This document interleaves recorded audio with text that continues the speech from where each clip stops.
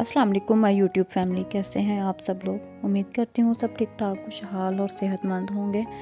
आज मैं आपको जहाँ मैंने धनिए और पुदीने की चटनी बनानी सिखाई थी उसका कलर दिखा रही हूँ। ये 2 से 3 दिन हो गए हैं इसे बने हुए और कलर अभी भी बिल्कुल ग्रीन और वैसे ही है।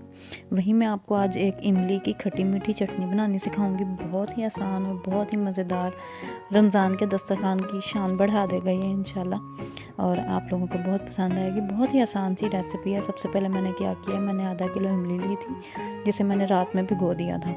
सुबह उठकर मैंने सबसे पहले उस इमली को पानी समेत ही एक पैन में डाला है और इसे मैं पका लूँगी अब अच्छे से। अभी मैंने इसकी गुठलियाँ जो है ना वो अलग नहीं की हैं, वो मैं अलग आगे चल के करूँगी। और इसे अभी हम लोग अच्छे से पकाएंगे, ढक्कन दे के इसको 1 से 2 उबाल जब तक आ जाएंगे तब तक हम लोगों ने इसे पकाना है। जब 2 बॉयल आ गए हैं इमली में तो मैं उसको जो है एक छलनी लूँगी और ये इस तरह से कुछ इसकी कंडीशन है। इस छलनी में जो है मैं अपने पानी को जो है वो छान लूँगी अच्छे से। पानी हमने अलग कर लेना है और जो इसके अंदर गुठलियाँ हैं वो सारा हम लोगों ने पेस्ट जो है वो अलग कर लेना है।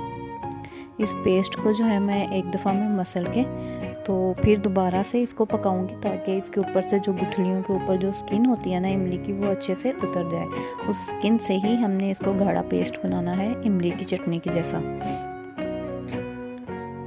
और ये इस तरह से अच्छे से इसमें से पानी निकाल लूँगी पहले मैं, और पैन में दोबारा उसी पेस्ट को मैं ऐड कर दूँगी गुठलियों समेत ही, और उसको फिर मैं 2 से 3 मिनट के लिए पकाऊँगी। तकरीबन 2 बॉयल इसको जब तक आएंगे। हाई फ्लेम पर आप पका लें, वो टेंशन नहीं है। आपने फ्लेम जो है इसकी हाई रखनी है, लेकिन इसके नीचे अंदर जो है ना आपने चम्मच हिलाते रहिएगा ताकि ये साथ ना लगे।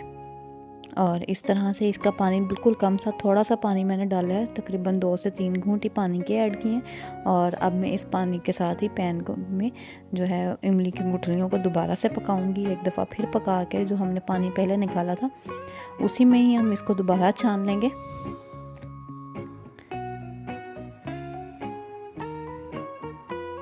और इस तरह से हाथों से मसल के जो है मैंने इसकी गुठलियाँ सारी अलग कर लेनी है और इसके ऊपर जो स्किन है वो अलग कर लेनी है।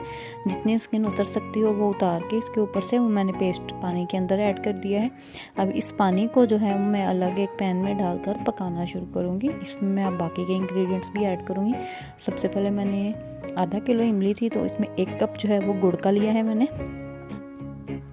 और इस गुड़ के साथ क्या होगा कि इमली जो है वो पेस्ट बहुत अच्छा और स्मूथ और गाढ़ा सा बनेगा हमारा।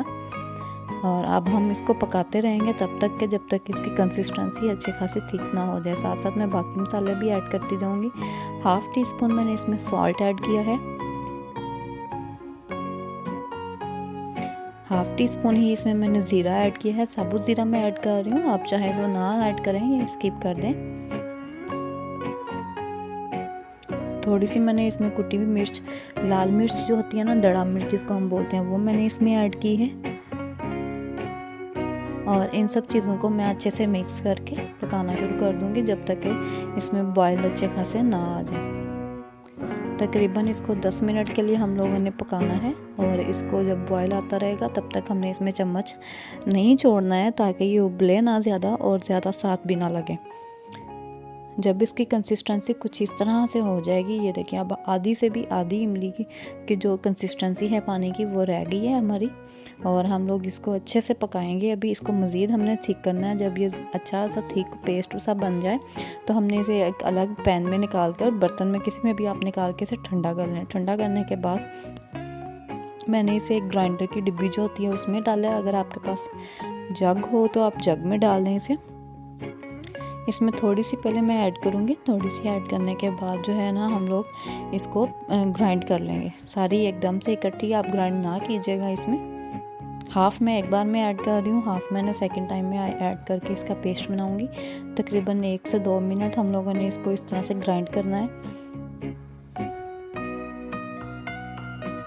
और इसके साथ ही इसका जो पेस्ट है वो मैं अब आपको दिखाती हूँ। उसकी कंसिस्टेंसी बिल्कुल गाढ़ी हो चुकी है।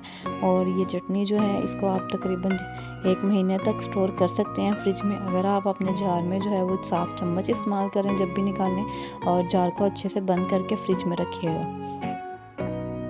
और हमारी इमली की चटनी भी इस वक्त तैयार है। और इंशाल्लाह रमज़ान के महीने में आपको ये रेसिपीज़ बहुत पसंद आएंगी। आप लोग घर में ज़रूर ट्राई कीजिएगा।